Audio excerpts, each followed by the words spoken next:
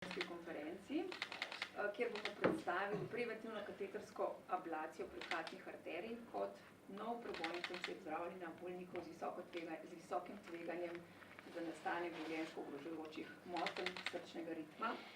Z nami so docent dr. David Žižek, klinični oddelek za kardiologijo interne klinike UKC-ja. Prav tako je z nami profesor dr. Matjaž Šinkovec, klinični oddelek za kardiologijo interna klinika, prav tako. Potem je z nami dr. Matevž Jan, klinični oddelek za kirurgijo srca in ožilja, kirurška klinika. Primarij Rafael Skale, kardiološki oddelek splošne bolnišnice Celje. Z nami je tudi magister Jurij Avramovič Gregorič, vodja kardiološke dejavnosti v splošni bolnišnici Izola. In z nami je seveda tudi profesor dr. Bojan Vrtovec, predstojnik kliničnega oddelka za kardiologijo, kjer v bistvu je domicilno vse to tudi nastalo. Tako da lepo prosim, docent dr. Žižek, da nam predstavite, za kakšen koncept gre.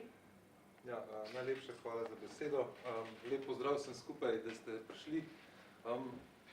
Včasih se veste, v slovenski medicini trenutno smo bolj navajeni bolj take negativne stvari predstavljati. Včasih se mi zdi prav, da povemo tudi, da se kljub vsemu ostaja nek žar v nas, da si želimo najboljšo za bolnike in tudi najdeti neke nove rešitve, ki nas pestijo skozi klinično delo. In tako je tudi v bistvu nastala ta študija oziroma ta idejna zasnova te študije, kjer smo poskušali popolnoma na drug način se lotiti aritmij, preden le te nastanejo. In uvodoma bi vam samo malo nakazal, kaj nas je vodilo k temu in v bistvu kakšne so bile bi rekel, ideje, zakaj se nam je zdelo to vredno poskusiti, čeprav to še noben na svetu oziroma do zdaj ni poskušal. V medicini je tako, da se včasih zgodi, da smo za neke stvari prepozni, kljub temu, da imamo zelo napredovalo tehnologijo in se zelo trudimo, se včasih zgodi, da imamo paciente, ki imajo zamašene žile, ki jih načeloma je zelo težko odpreti. Še posebej pa, če ugotovimo, da ta zamašena žila prehranjuje brazgotinsko tkivo. Tako kot vemo v naravi, da na glini rože ne rastejo, enako je tukaj. Če je brazgotina nastala, ta žila ali odprta ali ni odprta, v bistvu svoje funkcije prehranjevanja srca ne opravlja več. Imamo pa en velik problem s to brazgotino. Sicer, če pogledate na video, kaj se zgodi, ta brazgotina lahko povzroči motnje ritma. In te motnje ritma vidite, se v bistvu srce popolnoma ustavi, zato temu rečemo nenadna srčna smrt oziroma življenje ogrožajoče motnje ritma. S tem pacientom smo do sedaj dajali, oziroma še zdaj dajemo, jasno, po smernicah evropskih defibrilatorjev.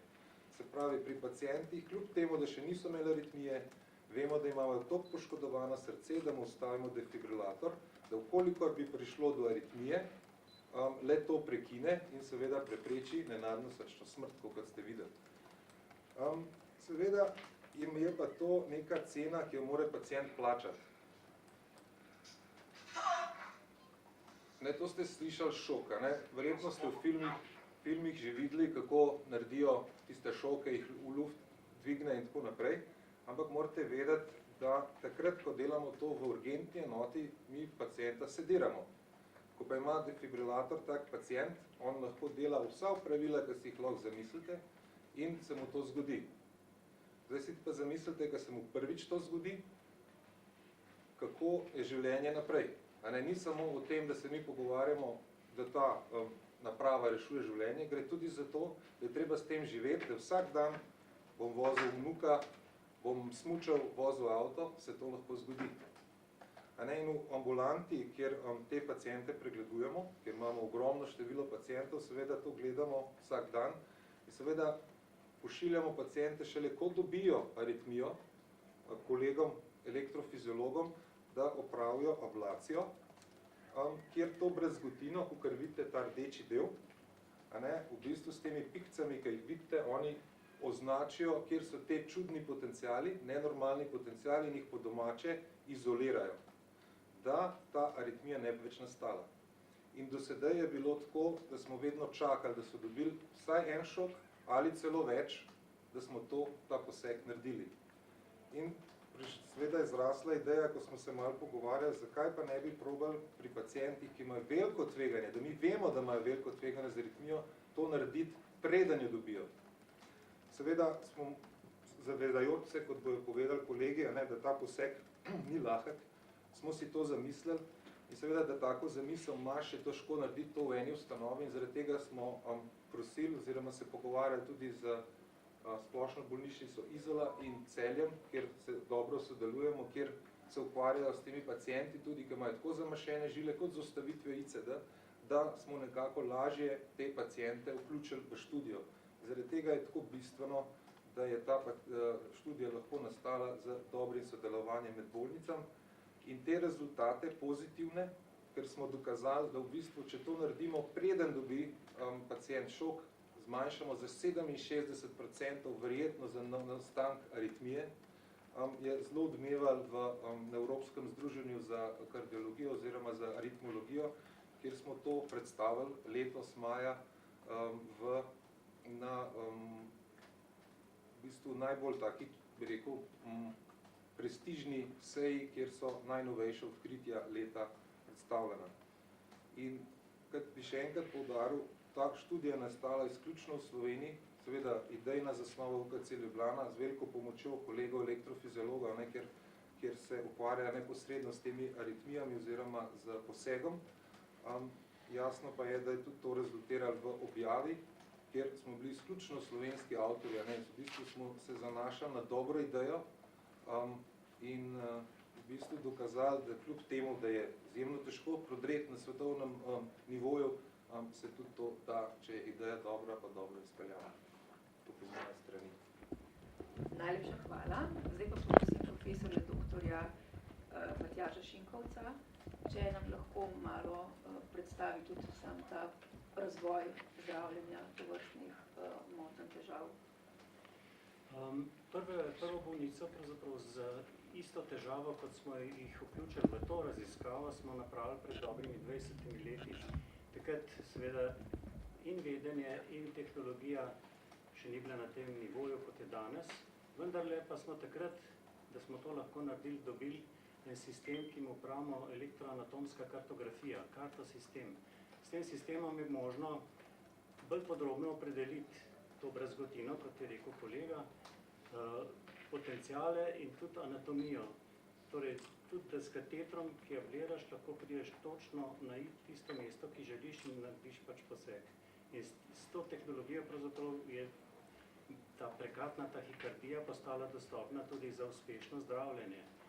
To smo v naslednjih letih tudi publicirali, objavili naše rezultate klinične. Ne tako, kot je ta raziskava, ki ima tudi kontrolno skupino in tako naprej, to je prospektivna raziskava, je bistveno večjo vrednost ima, ampak za klinično vrednost nekega postopka je bil pa tudi naš pregled kar v redu, bi rekel. No, uspešnost takrat našega posega je bila okrog 70%. V tej študiji je za več kot 10% boljša uspešnost. Torej, v teh letih je tudi sama ta veda pač napredvala. No?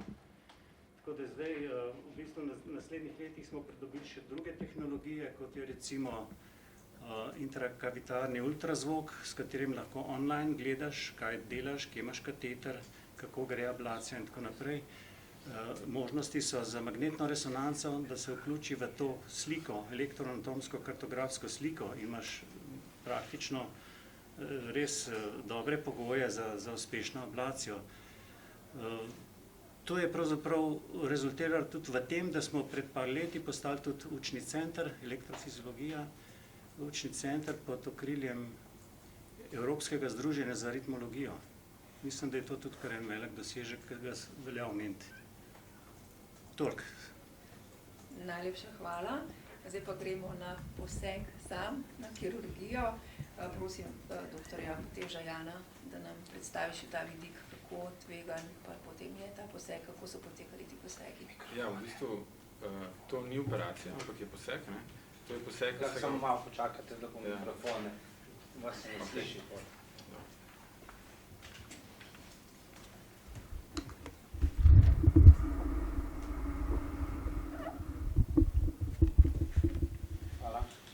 pravi, to je, kot sem rekel, to ni operacija, ampak je poseg, ki ga upravimo z lokalnim pristopom čez dimljske žile. Večinoma to delamo v lokalni anesteziji, bolniki so sedirani, se pravi, recimo temu spijo, niso pa v splošni anesteziji. Pri takem posegu v bistvu rabimo ekipo, ne? Se pravi, ob vsej tehnologiji, ki jo uporabljamo, moramo tudi v bistvu imeti zraven še ljudi, ki to upravljajo. Se pravi, zdravnik v bistvu dela poseg pri bolniku, potem pa z njim sodeluje vsaj še ena medicinska sestra, potem imamo pa še radiološkega inženirja in pa elektroinženirja, ki v bistvu pomaga, bi rekel, zdravniku razumeti vse te, tukaj, ko vidite malo en tak, bi rekel, prikaz, kako to izgleda, ne vem, če si, najbolj si ne predstavljate, no, ampak pomaga razumeti tehnični del posega. Mi moramo v bistvu vse te visoke tehnologije, ki jo uporabljamo, v bistvu točno vedeti, kje v tej brazgotini, ki jo pusti zaprta srčna žila, izvira aritmija in mi moramo to natančno si označiti, ker se pravi na tem 3D sistemu, ki ga uporabljamo, zaradi tega, ker mi ne želimo zdrave mišice poškodovati, ampak želimo v mestu, kjer izvira aritmija, v bistvu s posebnimi kabelčki, ki so recimo tam 2 mm široki in skozi žilo vstavimo, najti ta mesta in jih v bistvu potem poškodujemo ali pa po domače rečeno lahko rečemo požgemo. Torej moramo ciljano to narediti, zato to tehnologijo uporabljamo. Bolniki so ponavadi za take posege recimo 2 dni v bolnici. Te posegi so takšni, da bolnik načeloma po 2 dneh odkoraka domov.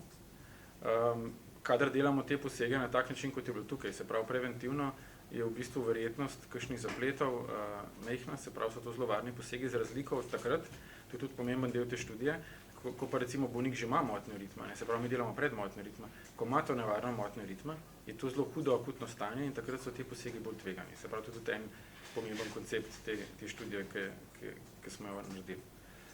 To je v bistvu, kar se posega tiče načeloma to. Najlepša hvala.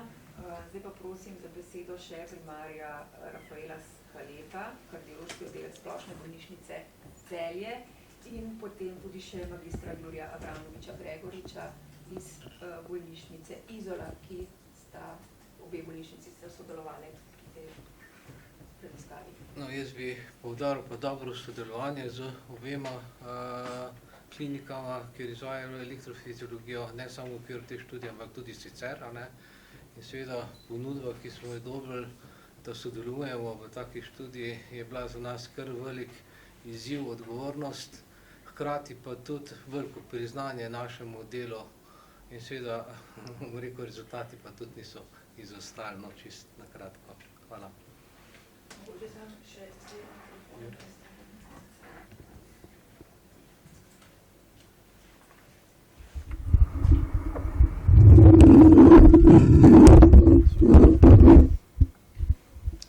Jaz bi najprej čestital dr. Žižku, veliko priznanje za slovensko kardiologijo, objave take študije v tako impozantnem v bistvu mediju,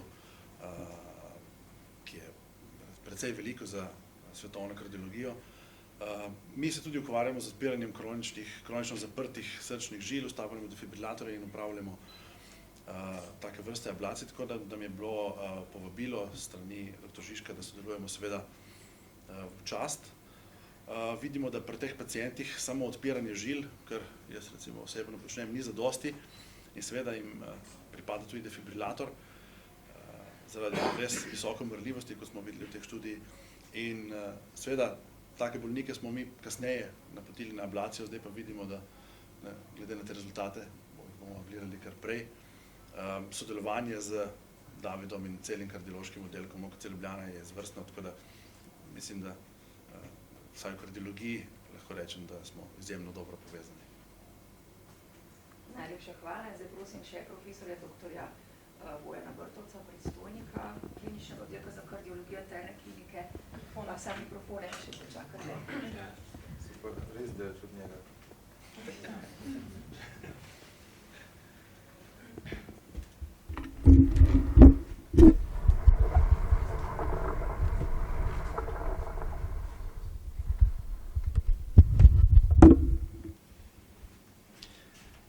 Ja, jaz pravzaprav bi predvsem čestital vsem kolegom, ne tako na našem oddelku, se pravi kliničnem oddelku v Ljubljani kot v ostalih bolnicah, bi pa poudaril 2 stvari. Prvič gre za v bistvu prvo tako študijo, randomizirano v svetovnem merilu, a ne, kar je zelo velik dosežek in to se ne zgodi velikrat, kar je seveda tudi posledično imeli tudi zadostno odmevnost in tudi objavo in zato tudi pomeni velik prispevek znanosti na nivoju Slovenije. Se pravi, tukaj gre definitivno za neko novost, kar je v Sloveniji včasih težko narediti, se pravi, znanstvena vrednost je absolutno zelo velika. Druga stvar, ki bi jo poudaril, je pa tudi organizacijski aspekt. Kot vidite, gre za multicentrično študijo, kar pomeni, da je bilo vključenih več bolnišnic, kar je zelo velik organizacijski zalogaj. Tudi sicer v Sloveniji je takih študij relativno malo in so pa to tudi najbolj pomembne študije tudi v svetovnem merilu, vedno so multicentrične in randomizirane, tako da gre res za v bistvu zelo dobro izvedeno študijo, ki je imela tudi zelo pozitivne rezultate, ki bodo verjetno vplivali tudi na prihodne svetovne smernice in na tem nivoju bi pač še enkrat čestital ne samo prisotnim tukaj, ampak tudi vsem ostalim, ki so pri tem sodelovali. Najlepša hvala tudi vam. Zdaj pa so govorci na voljo za vaše vprašanja. Urška, 624 ur. Če lahko malo več poveste o sami študiji, koliko ljudi je bilo vključenih, kako dolgo časa ste jih spremljali, morda povprečna starost, spol? Ja, hvala za vprašanje. To je zelo v bistvu pomembno vprašanje. Se pravi, če paciente spremljaš, ki še niso imeli aritmije, je pomembno, da jih dalj časa spremljaš. Spremljali smo jih 44 mesecev skupaj, tako da v bistvu smo tudi temu dovolj časa dali, da smo gledali, kako vpliva. Če bi samo na hitro pogledali, ni nujno, da bi dobili pravo sliko. Vključili smo 60 bolnikov. To se na prvi pogled ne sliši veliko, vendar tudi največja študija do zdaj s tako podobno tematiko imela okoli 140 bolnikov. Tako da v bistvu je take študije težko narediti z nekimi veliko številko pacientov, sprav 60. So pa pretežno bili moški. Se pravi, 91% vseh vključenih bolnikov je bilo moških, ki imajo tudi tako, bi rekel, statistično več infarktov in posledično jasno so bili bolj vključeni v to študijo. Leta 65 srednja vrednost. Tako da v bistvu res odseva neko tako klinično prakso, ki se s temi pacienti soočamo oziroma ko pridejo v to našo, bi rekel, klinično kolesje. Helena Lovničič radio, mene nekako nisem razumela pravzaprav zadeve. Zdaj, če vi naredite to preden ima človek infarkt oziroma zamašitev žile, ki mu ustavi srce, potem ni treba več mu ustaviti defibrilatorja ali kako? Ne, v bistvu to ne moramo še trditi. V bistvu gre tako. Se pravi, to so pacienti, ki imajo že zamašeno žilo, brazgotino te, se pravi povirja te žile in pa srčno popuščanje. V bistvu ne gre za tem, ker če gre za nek akutni miogardni infarkt, je prva terapija jasno odpiranje te žile. To so pa zamašene žile, pri katerih smo ugotovili, da je verjetnost za nastanek aritmij veliko večja kot pa recimo neki običajni populaciji. In zaradi tega smo pri teh pacientih se odločili, da bi poleg defibrilatorja, ki je še vedno nujen, ker je treba vedeti, seveda smo znižali za 67% pojavnosti šokov, ampak seveda pa je bilo pri nekaterih to seveda glih tako prisotno. Tako da trenutno defibrilator morajo dobiti ne glede na ta poseg. Mi s tem samo zmanjšamo verjetnost teh šokov, kot sem povedal, ki ne samo kvarno vplivajo na srce, ampak tudi na psihofizično stanje pacienta. Koliko je sicer takih bolnikov s to diagnozo v Sloveniji in kdo bo primeren recimo za tak način zdravljenja? Jaz bi tako odgovoril na to vprašanje. To je v bistvu tlele bil koncept. Jaz mislim, da s tem konceptom smo odprli vrata k razmišljanju o preventivni ablaciji. Se pravi, da je to možno narediti in da se to splača narediti. Mislim pa, da zdaj z novimi, rekel, slikovnimi diagnostikami in še drugimi parametri bomo mogli pa jasno izolirati paciente, ki so za to primerni.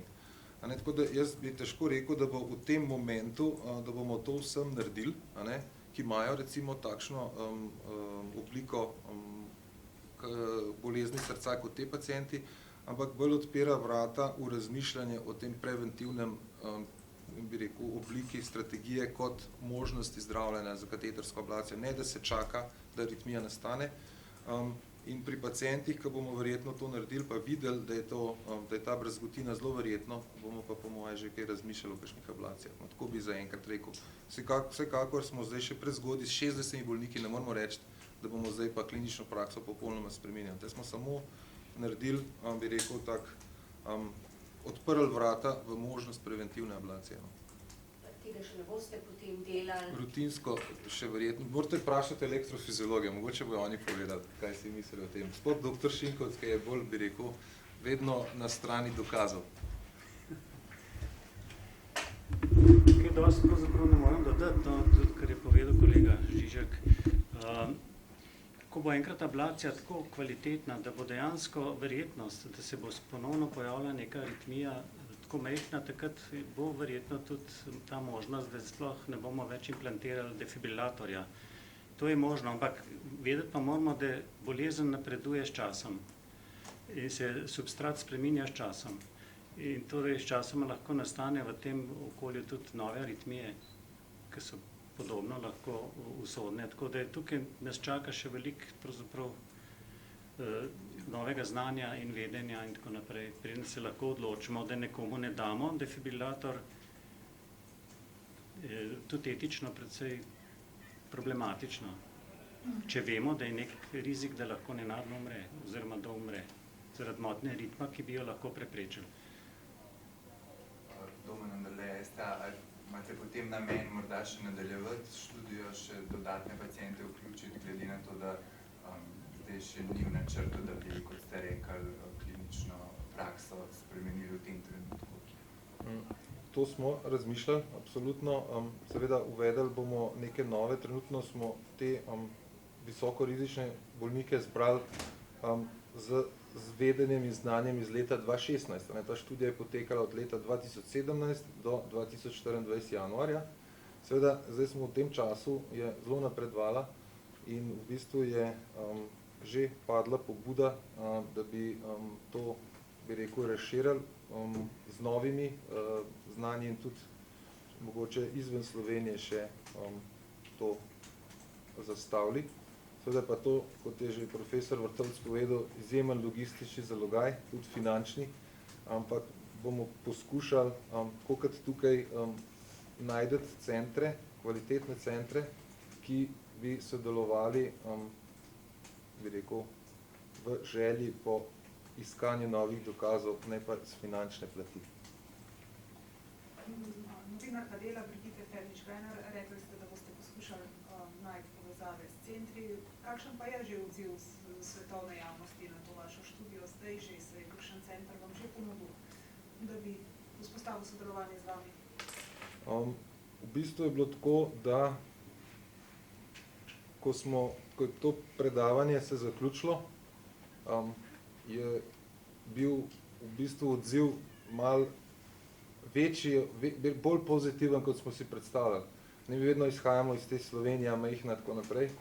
Tako da v bistvu so padali ideje v sodelovanju iz vseh koncev, predvsem so bile naslovljene na kolege, ki se neposredno s tem ukvarjajo, se pravi z ablacijo. In je želja potem velika. A ste paciente z lahkoto prepričali v to študijo, ste imeli tudi s tem težave mogoče, pa kaj jih je pa mogoče najbolj skrbelo, no? Kakšni stranski pojavi, učinki posega? Mogoče boste to še kolega, ki izvajate. Jaz sem imel take izkušnje, zavrnili jih je samo 5, 143 smo jih, bi rekel, mi rečemo temu presajalno pregledali, ki bi bili potencialni kandidati, zavrnili jih je 5.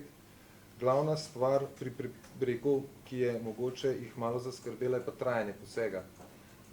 Boste povedali, mogoče vidva še, da nam sem jaz govoril, kaj so pa vam pacienti rekli, oziroma za vključevanje, ali pa konec koncev, v bistvu poseg je kar dolg, lahko traja tudi 3-4 ure, tako da to jih je najbolj zaskrbelo, koliko jaz izkušnjam. Načeloma je tako, da zgleda v Sloveniji pacienti še kar zaupajo zdravnikov, ne glede na to, kaj se bere, pa tako naprej. Tako da nekih večjih težav v smislu razumevanja ali pa sprejemanja same študije niso imeli verjelcev, da hočemo dobro. Tudi mi smo verjeli, da dobro delamo. Tako da načeloma se je to tudi izkazalo pa. Tako da vsaj jaz nisem opazil neke nekompliantnosti bolnikov za sodelovanje v takih študiji. Tudi zapletov je bilo malo, ne? Pravzaprav vsak invazivni poseg seveda nosi neko tveganje, ampak tukaj so bili ti zapleti res zanemarljivi in pravzaprav niso neke trajne škode povzročili. Sam postopek te ablacije pa ostaja enak, naprimer, še vedno je treba jeti noter v žilo in tako naprej. Koliko pa ljudi sicer čaka, imate drugačne čakalne vrste za ta postopek ablacije?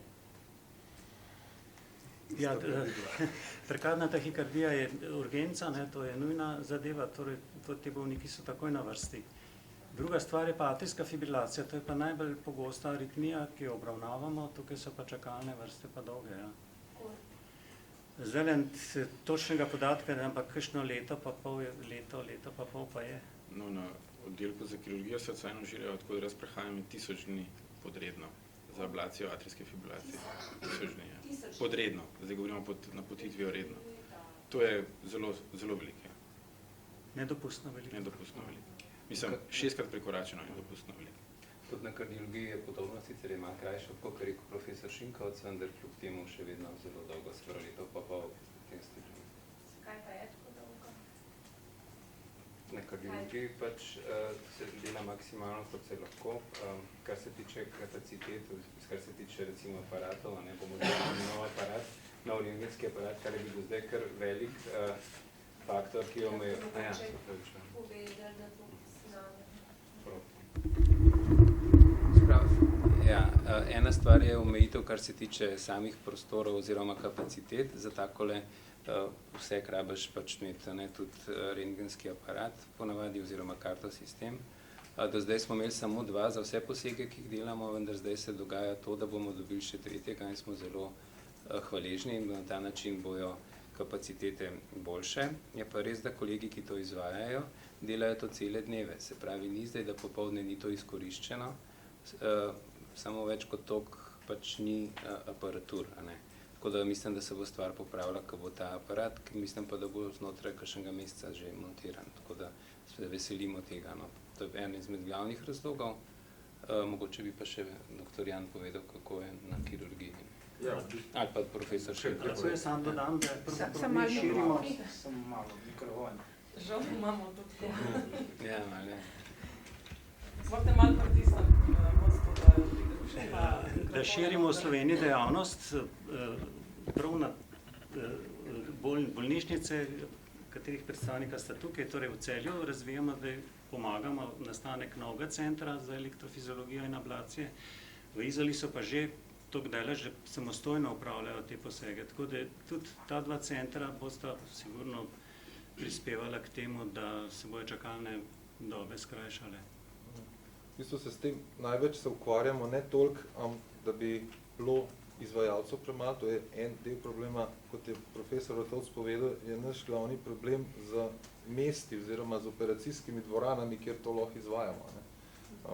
Tudi ustavitev defibrilatorja zahteva svoj in je tudi tukaj, mi sploh nimamo dedicirane recimo cevi, čakamo, da se bo zdaj to spremenilo, kot je profesor Vrtovec rekel. Tako da si lahko zamislite, da te pacienti s temi brazgotinami tudi čakajo v čakalni vrsti za defibrilator, ki jim bo načeloma jim rešuje življenje. Mi smo zdaj tle sicer en korak naprej s to študijo, še ablaciji govorijo, ampak kakšni tudi defibrilatorje še ne dobijo. Tako da tudi s tem se ukvarjamo. Trudimo se, jasno, da če ne bi bilo truda, tudi take študije ne bilo in isto velja tudi za čakalne vrste.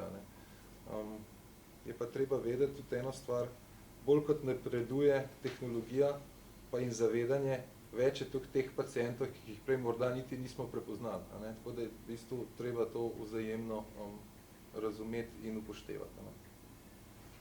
A te paciente boste pa zdaj tudi v nadaljevanju spremljali, mogoče še koliko časa? Absolutno. Njih spremljamo, vsak, ki ima defibrilator, ima kontrolo na vsake pol leta, ne glede, a je v študiji ali pa ni v študiji. Tako da bomo spremljali. Mogoče samo za predstavo, te imajo defibrilator, se pravi, brez tega vašega novega posega. A je kakšna ocena ali pa povprečje, recimo, kolikrat se ta šok zgodi, to, da si mogoče znamo predstavljati, to ne vem, enkrat na leto? Ravno to nas je v bistvu napeljalo na to idejo. Ne? V ambulanti, ko spremljaš te paciente, ko pridejo šokom, ne, to je vedno urgenten pregled. Ne? Oni pridejo in moramo pogledati. Seveda, in že takrat se nam je zdelo, da teh pacientov, ki imajo zamašeno žilo, nekoliko bolj so izpostavljeni, oziroma večkrat pridejo kot kakšni drugi. In potem po študijah, ne, ki so bile napravljene, teh smo ugotovili, da v bistvu v 2 letih 50% teh bolnikov dobi šok. Ne, zaradi tega je bila ta populacija tudi izbrana za preventivni poseg, ker imajo res veliko dogodkov in seveda nas je zanimalo, ali ta strategija deluje, je jasno treba zbrati paciente, ki dogodkov veliko imajo. In tako da v bistvu 50% v 2 letih dobi šok. Vsaj enkrat. Vsaj enkrat. Koliko je bilo pa predhodno to pogosto, če so kakšne? Govoriva o neki... Zdaj, jaz govorim, da preden smo ta poseg naredili, je bilo 50%. Ne? Mi smo pa zmanjšali to pojavnost s tem posegom za 67% absolutnih. Se pravi, da bil enega na 4 leta. Tako, recimo.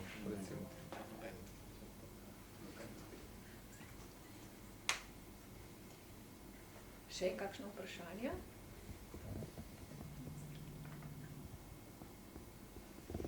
Ne? Izčrpalo vse vprašanje, potem se vam najlepše zahvaljujem za vaš čas in seveda vsem današnjim govorcem prav tako za vse delo, ki je bilo vloženo v to študijo in tudi čas, da smo vam lahko predstavili. Hvala.